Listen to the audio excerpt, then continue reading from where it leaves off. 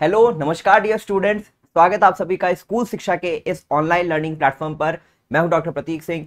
इस वीडियो में बेटा मैं आपको बताने जा रहा हूं कि अगर आप CHS BHU क्लास 9th की प्रिपरेशन करने जा रहे हो, CHS BHU 2025 का एग्जाम देना चाहते हो, तो उसमें इंग्लिश सब्जेक्ट मैं आपको पढ़ाऊंगा इसी चैनल पर और इसी प्लेटफॉर्म पर।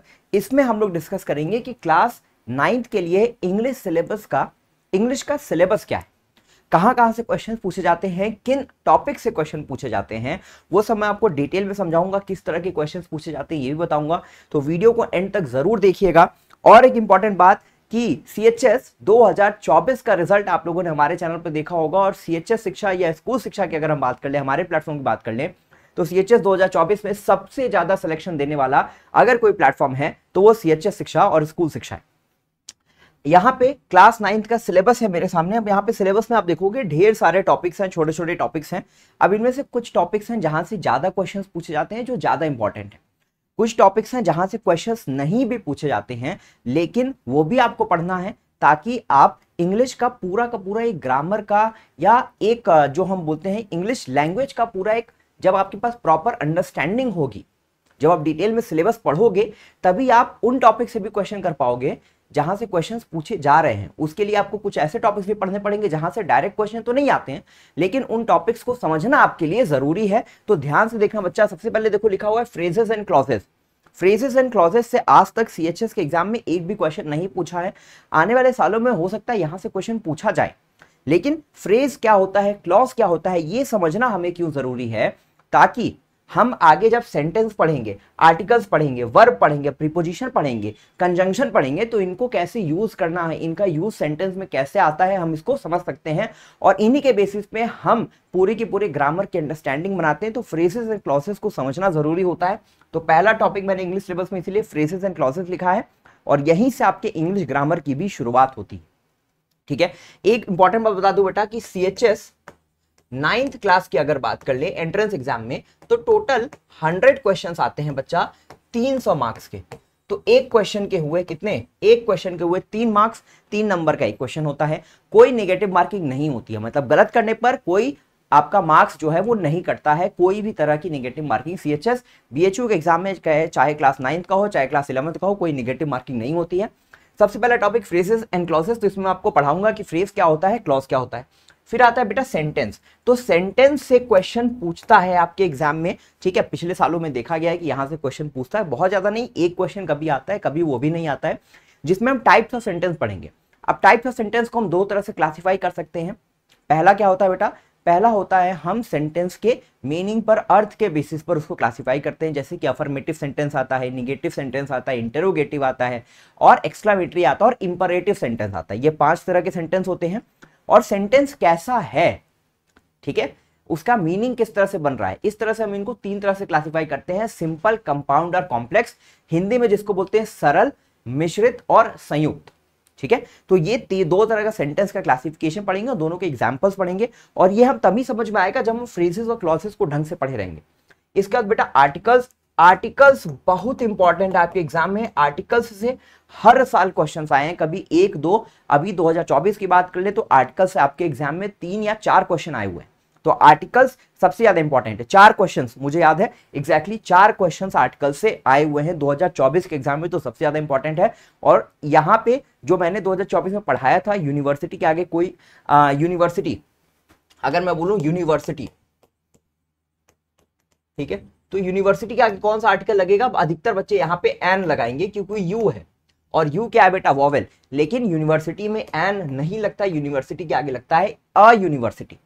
ये मैंने क्लास में पढ़ाया है, यूट्यूब पे वीडियोस है, क्वेश्चंस करवाए हैं, इसको आप जाके देख सकते हो। और यही एग्जैक्ट सवाल आपके CHS 2024 के एग्जाम में पूछा हुआ है। इसके बाद फिर नाउन आता है। नाउन हमको सिर्फ उसका बेसिक अंडरस्टैंडिंग पढ़ना। नाउन से बहुत कम क्वेश्चन आया है, प्रोनाउन का भी सेम है, कम क्वेश्चन आया है। एडजेक्टिव भी हम पढ़ेंगे, लेकिन यहां से भी कोई क्वेश्चन अभी तक देखा नहीं गया है। वर्ब से अब यहाँ पे क्वेश्चन आता है, ठीक है, तो वर्ब इंपॉर्टेंट हो जाता है। एडवर्ब, यहां से भी क्वेश्चन बेटा कभी कभी पूछ लेता है, ठीक है, लेकिन अभी तक में सबसे ज्यादा इंपॉर्टेंट आर्टिकल है, और उसके बाद वर्ब है। ठीक है। तीसरे नंबर पर सेंटेंस रख सकते हैं। फिर उसके बाद बेटा आ जाता है प्रीपोजिशन। प्रीपोजिशन, लगभग हर साल सीएचएस के एग्जाम में प्रीपोजिशन से क्वेश्चन आए, क्योंकि प्रीपोजिशन थोड़ा सा कंफ्यूजिंग होता है। अलग अलग तरह के प्रीपोजिशन होते हैं, इन, एट, बिटवीन, बिहाइंड, अक्रॉस, ठीक है। तो सब वर्ड्स का कहां कहां पे एग्जैक्ट यूज होगा, इसी चैनल पे जुड़े रहोगे, मैं आपको डिटेल में पढ़ाऊंगा, परेशान होने की जरूरत नहीं है।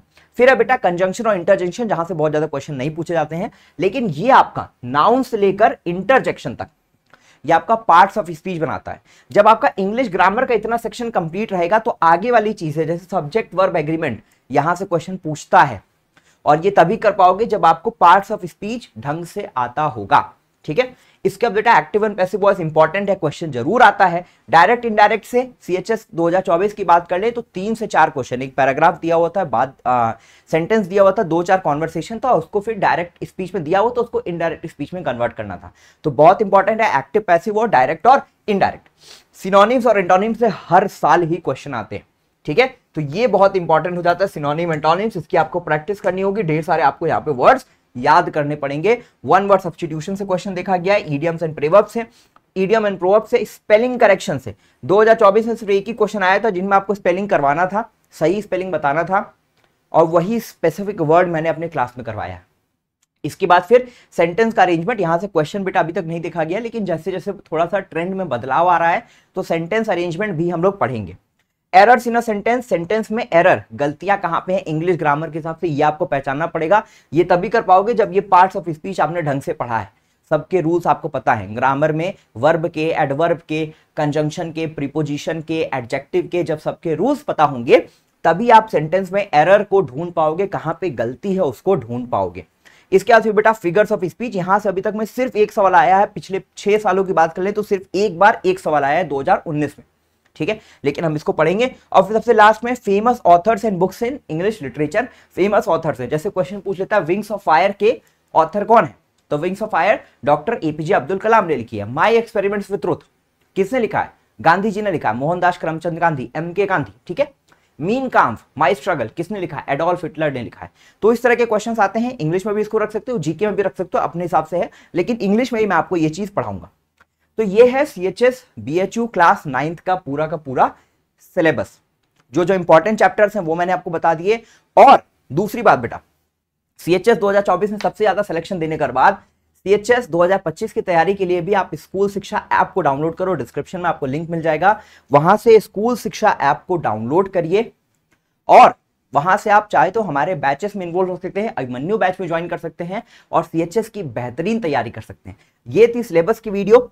आने वाले टाइम में मैं आपको एक और वीडियो लेके आऊंगा जिसमें मैं आपको हर साल किस टॉपिक से कितने क्वेश्चन आए हैं इसका भी मैं आपको एक वीडियो बनाऊंगा, ठीक है। ऑलरेडी मेरे पास देखो पीपीटी तैयार है कि किस टॉपिक से कितने क्वेश्चन आए हैं हर साल, ठीक है। तो अगली वीडियो का वेट करना, अगली वीडियो में वो चीज मैं आपको बताऊंगा। इस वीडियो में मैंने आपको सिलेबस के बारे में डिटेल में समझाया और किस तरह के क्वेश्चन आते हैं। प्रिपरेशन अगर ढंग से करनी है बेटा तो यूट्यूब को तो चैनल सब्सक्राइब करके रख ही लो, ठीक है। यूट्यूब के शॉर्ट सेक्शन में जाके देखो जितने बच्चे सिलेक्शन हुए हैं, जितने बच्चे 2024 में सिलेक्शन हुए सबसे ज्यादा हमारे यहाँ से सिलेक्ट हुए हैं, उनसे जाकर उनका रिव्यू देख लो। अभिमन्यु बैच को ज्वाइन करो, बेस्ट प्रिपरेशन के लिए साल भर की तैयारी सबसे अफोर्डेबल, सबसे कम प्राइस में पूरे यूट्यूब पे हम आपको करवाएंगे। और दूसरी बात बेटा कि मैंने खुद सीएचएस से अपनी पढ़ाई की है, मैं सीएचएस का एलुमनाई हूँ, क्लास 11th और 12th मैंने खुद सीएचएस से पढ़ा है और अभी के टाइम पे पिछले 5-6 सालों से लगातार मैं बच्चों को अलग अलग एग्जाम्स के लिए पढ़ा रहा हूँ। चाहे नीट का एग्जाम हो, नीट का एग्जाम मैंने खुद क्वालिफाई किया है तो नीट के एग्जाम के लिए मैं तैयारी करवाता हूँ बच्चों को, हमारा प्लेटफॉर्म करवाता है। सीयूईटी के लिए तैयारी करवाता है, एनडीए के लिए तैयारी करवाता है और स्कूल एंट्रेंस के लिए भी अब हम तैयारी करवा रहे हैं पिछले 2 सालों से, जब से सीएचएस का एग्जाम फिर से स्टार्ट हुआ है। तो चैनल के साथ जुड़े रहे बच्चा, और ये वीडियो अच्छी लगी तो वीडियो को लाइक कर देना। और अगली वीडियो में आएगा चैप्टर वाइज किस साल किस चैप्टर से कितने क्वेश्चन आए हैं उसका video. Thank you so much.